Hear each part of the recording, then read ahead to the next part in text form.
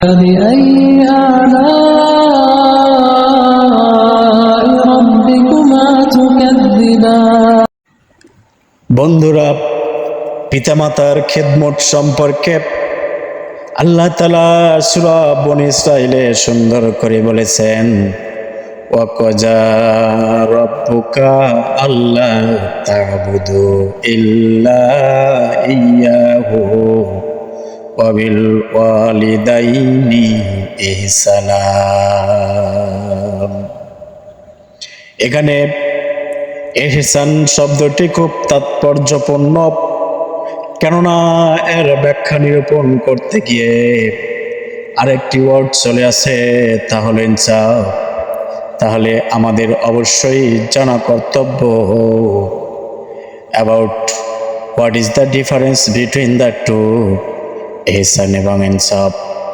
ইনসাফ হলো তুমি কোনো বন্ধুর বাড়িতে বেড়াতে গেছো, সেখানে তোমার বন্ধু তোমাকে অনেক সুন্দর করে আপ্যায়ন করেছে, তদ্রূপভাবে তোমার বন্ধুকে তুমি দাওয়াত দিয়া ডেকে আনিয়া তার সাথেও সদ্ব্যবহার করো, সদাচরণ করো, সুন্দরভাবে আপ্যায়ন করো। যদি করো তাহলে তুমি তার সাথে ইনসাফ প্রতিষ্ঠা করলাম।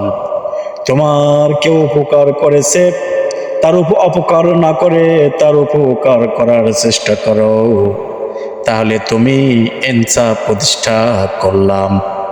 আর পক্ষান্তরে ইহসান হলো ঠিক সম্পূর্ণ ইনসাফের বিপরীত, কেননা এটা সম্পূর্ণ পিতামাতার সাথে সম্পর্কযুক্ত। তোমার পিতামাতার প্রতি সদয় আচরণ করা। তোমার পিতামাতা যখন বার্ধক্যকালে পতিত হবে, যখন বৃদ্ধকালে পতিত হবে, তাদেরকে তুমি অবশ্যই তাদের সাথে সদ্ব্যবহার করবা, তাদের সাথে উশব্দ করবা না, কখনো না। কেননা আল্লাহ তাআলা বলেছেন, ফালা তানহারহুমা ওয়া কুল লাহুমা কাওলান কারীমা। তারা যখন বার্ধক্যে পরিণত হবে, কখনো না তোমরা অবশ্যই তোমার বাবা মার সাথে তোমরা কোনো খারাপ ব্যবহার করবা না। যখন কথা বলবা ইহসানের সাথে কথা বলবা, এমনকি তোমরা উফ শব্দটি করবা না, এমন কোনো কথা বলবা না যেন তারা একটু উফ শব্দটাও করে ফেলে। এমন শব্দ যেন তারা করতে না পারে তোমার কোনো ব্যবহারে।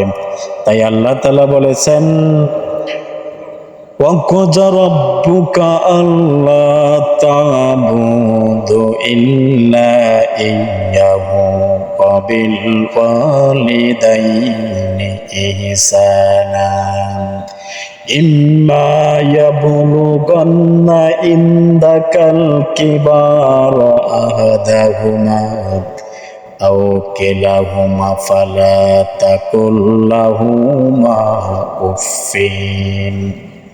একমাত্র আল্লাহ তাআলার ইবাদত করার পরে, একমাত্র আল্লাহর পরে যাদের স্থান,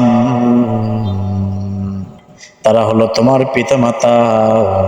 তাদের সাথে সদয় আচরণ করো, তাদেরকে কখনো ধমক দিও না, তাদেরকে উফ শব্দটি বলিও না।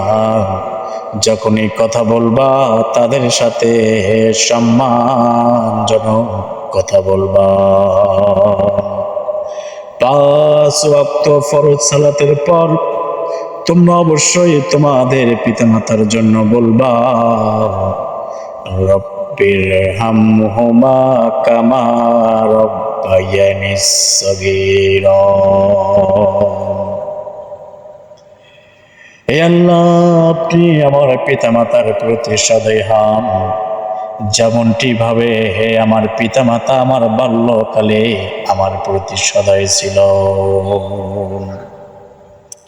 শুধু তাই নয়, ইনসাফ আর ইহসানের পার্থক্য করতে গিয়ে আরো একটা বিশদ ব্যাখ্যা চলে আসে, আর তা হলো পৃথিবীতে আল্লাহ তাআলা যে কোনো পাপের শাস্তি পৃথিবীর বুকেও দিতে পারেন, কিংবা তার জন্য পৃথিবীর বুকে করা পাপের জন্য তার শাস্তিটা পরকালের জন্য বরাদ্দ রাখতে পারেন। কিন্তু কোনো ব্যক্তি যদি পিতামাতার অবাধ্য হয়ে যায়, তার পিতামাতার সাথে খারাপ আচরণ করে এবং তার পিতামাতা তার প্রতি অসন্তুষ্ট হয়ে আল্লাহর কাছে নালিশ করে, আল্লাহ বলেন আমি ওই পাপিষ্ঠ ব্যক্তির শাস্তি পরপারের জন্য রেখে দেই না, বরং দুনিয়ার বুকে তাকে শাস্তি প্রদান করি। কি হলো, কি বোঝা গেল? অবশ্যই সূরা ইবনে ইসরাইল থেকে আমাদের শিক্ষা গ্রহণ করতে হবে।